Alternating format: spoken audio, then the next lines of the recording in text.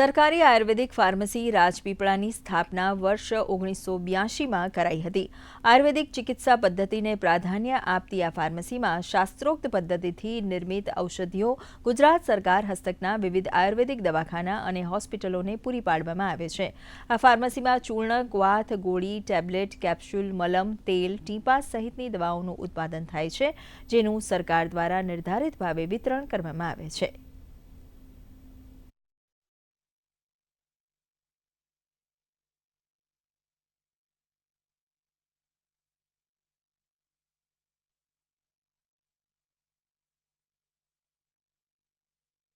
અત્રેની સરકારી આયુર્વેદિક ફાર્મસીની અંદર વિવિધ ઔષધિઓ જે ચૂર્ણ, ક્વાથ, વટી, ટેબ્લેટ, મલમ, તેલ, ટીપા જેવી દવાઓ ગુણવત્તાસભર અને ઔષધિઓનું નિર્માણ કરવામાં આવે છે। જે ઔષધિઓનું સુવ્યવસ્થિત પેકિંગ અને લેબલિંગ કરીને આખા ગુજરાત સરકારશ્રીના હસ્તકના 570 આયુર્વેદિક દવાખાના, 38 સરકારી આયુર્વેદિક હોસ્પિટલની અંદર કરવામાં આવે છે, જેનો લાભ ગુજરાતની સમગ્ર જનતાને મળી રહ્યો છે।